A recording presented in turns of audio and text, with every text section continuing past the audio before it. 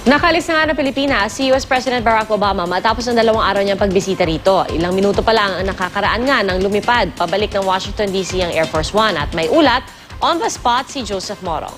Joseph?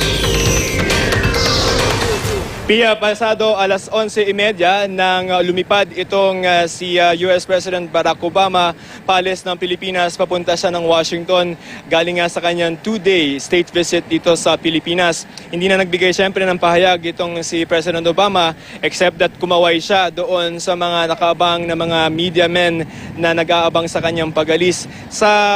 Ang nagbigay sa kanya ng departure honors ay itong sila ilan sa mga nakita nating opisyal ng ating pamahalaan, itong si Vice President Jejomar Binay, si Secretary or DILG Secretary Mar Rojas, si Philippine Ambassador to the United States Jose Crisha, si DFA Secretary or Foreign Affairs Secretary Albert Del Rosario.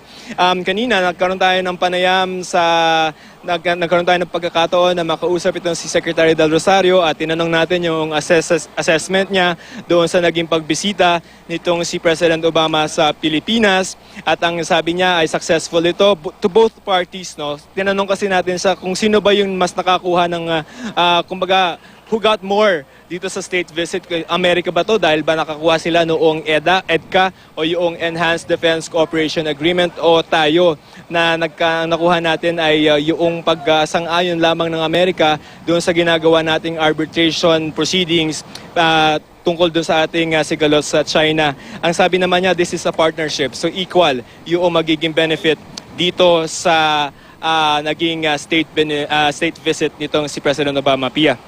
So, Joseph, dahil nga dito sa pagbisita ni US President Barack Obama, masasabi ba ng mga miyembro ng gabinete na natutuwa sila sa resulta ng kanyang pagpunta dito at inaasahan ba nila na habang nasa pwesto pa si President Obama, babalik pa siya dito sa ating bansa?